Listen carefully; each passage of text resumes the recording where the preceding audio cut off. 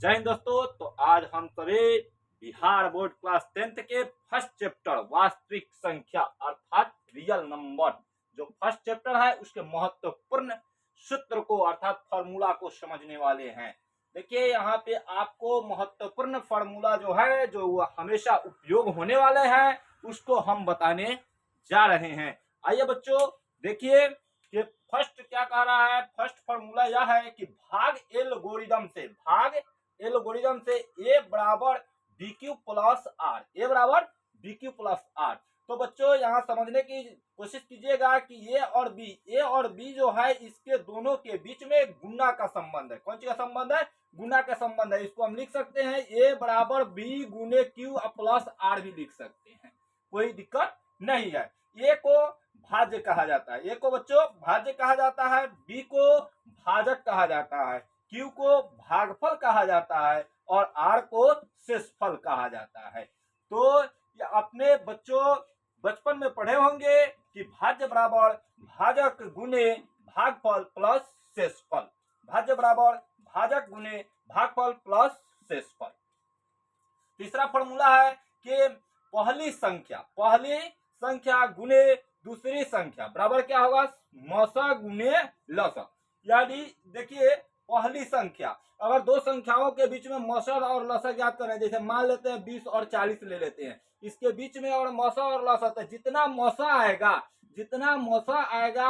और जितना लसा आएगा दोनों का गुणनफल कीजिएगा तो ये दो संख्याओं के गुणनफल के बराबर होगा। यह जो फॉर्मूला है वह मात्र दो संख्याओं के बीच में मौसा और लसा निकालने के लिए ही जो है लागू होता है, दो संख्या से अधिक के बीच में आपका लागू नहीं होगा। तो बच्चों यहाँ पे आया मौसा और लसा। क्या आया? मौसा और लसा। तो मौसा और लसा, तो मौसा का जो है फुल फॉर्म होता है महत्तम समापवर्तक, जिसको इंग्लिश में HCF कहा जाता है। क्या कहा जाता है? HCF। तो HCF को क्या कहेंगे? Highest common factor. वही पांचवा फॉर्मूला है कि लसा को क्या कहेंगे? लघुत्तम समापवर्तक, जिसको इंग्लिश में LCM कहा जाता है। LCM का फुल फॉर्म होता है लोएस्ट कॉमन मल्टीपल। एक फॉर्मूला होता है मौसा ज्ञात करने के लिए। मौसा बराबर क्या फॉर्मूला होता है? पहली संख्या गुने दूसरी संख्या बटा लसा। जब कीजिएगा तो आपका मौसा निकल जाएगा। 7 नंबर सूत्र है कि लसा बराबर पहली संख्या गुने दूसरी संख्या बटा मौसा होगा। लसा बराबर क्या होगा? पहली संख्या गुने दूसरी संख्या बटा मौसा होगा। 8 नंबर सूत्र है कि परिमेय संख्या को P बटा Q के रूप में लिखा जा सकता है, जहाँ Q नॉट इक्वल टू 0। अर्थात जिस संख्या को P बटा Q के रूप में लिखा जा सकता है वह परिमेय होगा, नहीं तो अपरिमेय होगा। वही जो है 9 नंबर में कह रहा है कि अपरिमेय संख्या को P बटा Q के रूप में नहीं भी लिखा जा सकता है। तो जिसे लिखा जाएगा वह परिमेय और जिसे नहीं लिखा जाएगा वह अपरिमेय।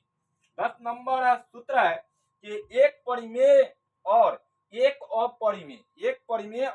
अपरिमेय संख्या का योग और अंतर अपरिमेय होता है। बाबू किसी भी परिमेय, अब दो मान लेते हैं, यह जो है आपका क्या है? परिमेय संख्या है। इसमें अगर रूट 2 जोड़ते हैं अपरिमेय संख्या तो इसका योग भी क्या होगा?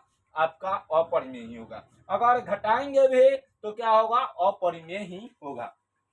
11 नंबर जो है कह रहा है सूत्र कि एक परिमेय और एक अपरिमेय संख्या का गुणनफल और भागफल अपरिमेय संख्या होता है। जब भी अपरिमेय होगा, यानी गुना कीजिएगा परिमेय संख्या में अपरिमेय से, चाहे भाग कीजिएगा परिमेय संख्या में अपरिमेय से, तब भी उसका गुणनफल क्या होगा? अपरिमेय ही होगा। लेकिन वही नॉट इक्वल टू 0 अर्थात 0 नहीं होना चाहिए, 0 में नहीं करना है। 12 नंबर आखिरी जो है सूत्र है वह है जिस संख्या को P बटा 2 के पावर n गुने 5 के पावर m के रूप में लिखा जा सके, यानी व्यक्त किया जा सके, उसका दशमलव प्रसार शांत होगा। और जिसको P बटा 2 के पावर n गुने 5 के पावर m के रूप में नहीं लिखा जा सकता है उसका दशमलव प्रसार अशांत होगा।